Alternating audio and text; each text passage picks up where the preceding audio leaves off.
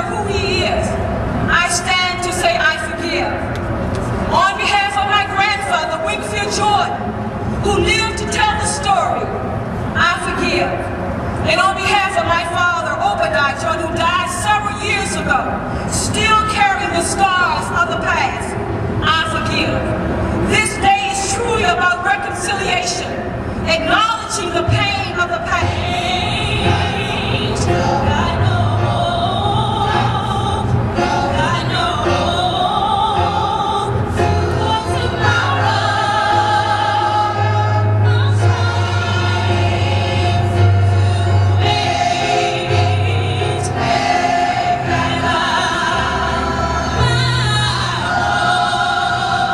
Despite the moral monstrosity of the institution of slavery that brought Africans to this nation, and despite the centuries of injustice and oppression that African Americans have suffered since arriving to Jamestown Island in 1619, still it has to be said that our city and our state and our nation are infinitely better off because African Americans are on this soil. May this truly be a day of reconciliation. Thank you very much. Over 10 years ago, the Richmond City Council formed the Slave Trade Commission for the purpose of examining and preserving history of the slave trail.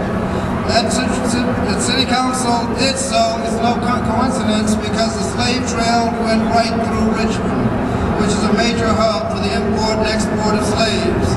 And members of the City Council and member of the Slave Trade Commission, I am here to bring to you all greetings from the people and the government of the Republic of Benin under the leadership of the President Dr. Boniai.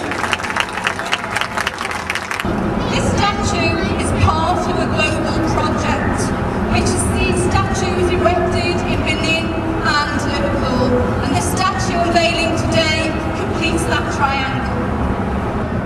That all of us are out here, we're all races, all nations, all classes, and we can say, isn't this wonderful?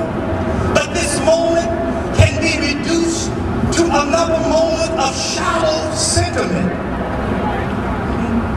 and manipulated expression. You see, you cannot create reconciliation with a proclamation, an apology, or a statue. Reconciliation is never achieved, it is always pursued. Because reconciliation ultimately is not a noun, it's a verb. It is a symbol of your commitment to create a reality. And as long as there's a threat of brokenness in this community, the statue can be violated by our own behavior and a loss of commitment to what it represents.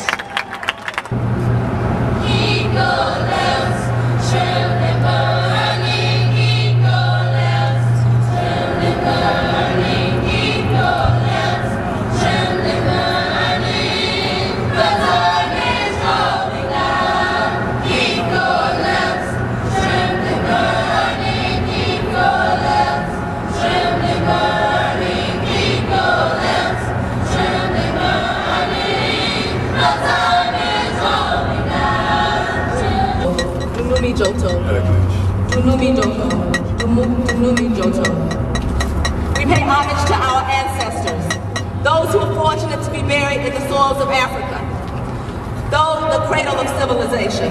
We pay homage to those who were the mothers and the fathers, who were the architects, the scientists, the educators, the agriculturalists, the mathematicians, the community builders, the spiritual leaders, the warriors.